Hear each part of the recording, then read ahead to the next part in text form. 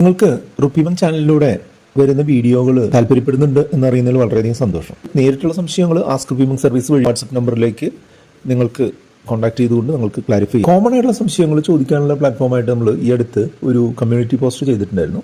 13 ചോദ്യങ്ങൾ ഞാൻ തിരഞ്ഞെടുത്തിട്ട് ഒരു വീഡിയോ ആയിട്ട് നിങ്ങൾക്ക് എല്ലാവർക്കും വേണ്ടി അവതരിപ്പിക്കുകയാണ്. GKM എന്ന് പറഞ്ഞിട്ടുള്ള ഒരു യൂസറാണ് അടുത്ത ചോദ്യം ചോദിച്ചിട്ടുള്ളത്. UK ഓർ കാനഡ ജോബ് ചെയ്യുന്നവർക്ക് SIP സ്റ്റാർട്ട് ചെയ്യാമോ?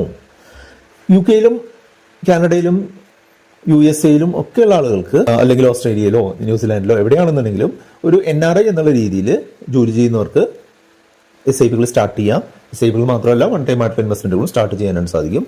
അതിന് നിങ്ങൾ വിദേശ ഇന്ത്യക്കാരനാണ് എന്ന് തെളിയിക്കുന്ന രേഖകൾ, പാസ്പോർട്ട്, വിദേശ രാജ്യത്തെ ID കാർഡ്, വിദേശ രാജ്യത്തെ അഡ്രസ് പ്രൂഫ്, ഇത്രയും കാര്യങ്ങളും നിങ്ങളുടെ NRE അല്ലെങ്കിൽ NRO അക്കൗണ്ടിൻ്റെ ഡീറ്റെയിൽസുമാണ് നിങ്ങൾ കൊടുക്കേണ്ടത്. ഇത് മാത്രമല്ല, വിദേശ രാജ്യത്തുള്ള ആളുകളാണെങ്കിൽ ഫാറ്റ്ക ഡിക്ലറേഷൻ എന്ന് പറഞ്ഞിട്ടുള്ള ഒരു അഡീഷണൽ ഡിക്ലറേഷൻ കൂടെ കൊടുക്കണം. ആകെ വ്യത്യാസമുള്ളത് USA-യിലും കാനഡയിലുമുള്ള ആളുകൾക്കാണ്. അവിടുത്തെ ടാക്സ് നിയമങ്ങൾ അനുസരിച്ച് ഇന്ത്യയിലെ എല്ലാ മ്യൂച്വൽ ഫണ്ടുകളിലും നിക്ഷേപിക്കാനായിട്ട് സാധിക്കില്ല. ഒരു നിശ്ചിത എണ്ണം മ്യൂച്വൽ ഫണ്ടുകളിൽ മാത്രമാണ് ഇത് നിക്ഷേപിക്കാനായിട്ട് സാധിക്കുക. ഇന്ത്യയിൽ 40ഓളം മ്യൂച്വൽ ഫണ്ട് കമ്പനികളുണ്ട്. അതിൽ 15-16 മ്യൂച്വൽ ഫണ്ടുകളിൽ മാത്രമാണ് ഈ US കാനഡയിലുള്ള ആളുകൾക്ക് നിക്ഷേപിക്കാനായിട്ട് സാധിക്കുക. പക്ഷേ അതിൽ തന്നെ നല്ല ഓപ്ഷനുകൾ അവൈലബിൾ ആണ്, അതുകൊണ്ട് പേടിക്കാനില്ല. അപ്പോൾ ഇദ്ദേഹത്തിൻ്റെ ചോദ്യം UK-യിലോ US-ലോ ഉള്ളവർക്ക് ചെയ്യാൻ പറ്റുമെന്ന് ചോദിച്ചാൽ തീർച്ചയായിട്ടും ചെയ്യാനായിട്ട് സാധിക്കും. അതിലെന്തെങ്കിലും സപ്പോർട്ട് വേണമെങ്കിൽ നമ്മുടെ വാട്സപ്പ് നമ്പറിലേക്ക് കോൺടാക്ട് ചെയ്താൽ മതി. എൽദോ ഇതിൻ്റെ ചോദ്യമാണ് അടുത്തത്. Your view about balanced advantage funds, especially HDFC balanced advantage fund. ഒരു ബാലൻസ്ഡ് അഡ്വാൻറ്റേജ് ഫണ്ട് എന്ന് പറഞ്ഞാൽ വലിയ ഒരു വൊളാറ്റിലിറ്റി ഇല്ലാതെ ഡീസൻ്റ് ആയിട്ടുള്ള റിട്ടേൺ കിട്ടുന്നതിനുള്ള ഫണ്ടാണ് ബാലൻസ്ഡ് അഡ്വാൻറ്റേജ് ഫണ്ട്. വൊളാറ്റിലിറ്റി എന്ന് പറഞ്ഞാൽ എന്താ? സ്റ്റോക്ക് മാർക്കറ്റിലുള്ള കയറ്റിറക്കങ്ങൾക്ക് അനുസരിച്ച് തുക കൂടുകയോ കുറയുകയോ ചെയ്യുന്നതിനെയാണ് വൊളാറ്റിലിറ്റി എന്ന് പറയുക. അങ്ങനെ വൊളാറ്റിലിറ്റി കുറഞ്ഞ ഫണ്ട് കാണുന്നുണ്ടെങ്കിലും ഡീസൻ്റ് ആയിട്ടുള്ള റിട്ടേൺ കിട്ടുന്നതിനുള്ള സംവിധാനമാണ് ഈ ബാലൻസ്ഡ് അഡ്വാൻറ്റേജ് ഫണ്ട്.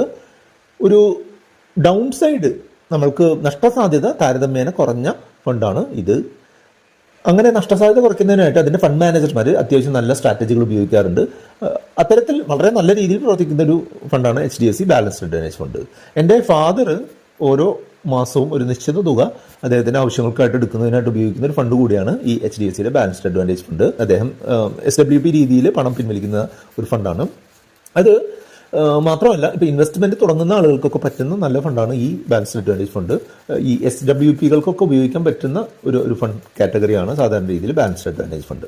അപ്പോൾ ഈ ഒരു കാര്യം മനസ്സിലാക്കുക. പിന്നെ എപ്പോഴും മ്യൂച്വൽ ഫണ്ടിലെ നിക്ഷേപങ്ങൾ ലാഭനഷ്ട സാധ്യതകൾക്ക് വിധേയമാണ്. അതുകൊണ്ട് തന്നെ നിങ്ങൾ കൃത്യമായിട്ട് കാര്യങ്ങൾ മനസ്സിലാക്കി മാത്രം നിക്ഷേപിക്കുക. നിങ്ങളുടെ ഇൻവെസ്റ്റ്മെൻറ്റിൽ നിങ്ങളുടേതായിട്ട് തീരുമാനങ്ങൾ എടുത്തുകൊണ്ട് മുന്നോട്ട് പോകുക. അതിലെന്തെങ്കിലും സപ്പോർട്ട് വേണമെന്നുണ്ടെങ്കിൽ നമ്മുടെ വാട്സപ്പ് നമ്പറായിട്ടുള്ള 8848030018 നിങ്ങൾക്ക് കോൺടാക്ട് ചെയ്യാം. ഇതുമായിട്ട് ബന്ധപ്പെട്ട 2 വീഡിയോകളാണ് ഇവിടെ കാണുന്നത്. അത് കണ്ടുകൊണ്ട് നിങ്ങൾക്ക് മുന്നോട്ട് പോകാം.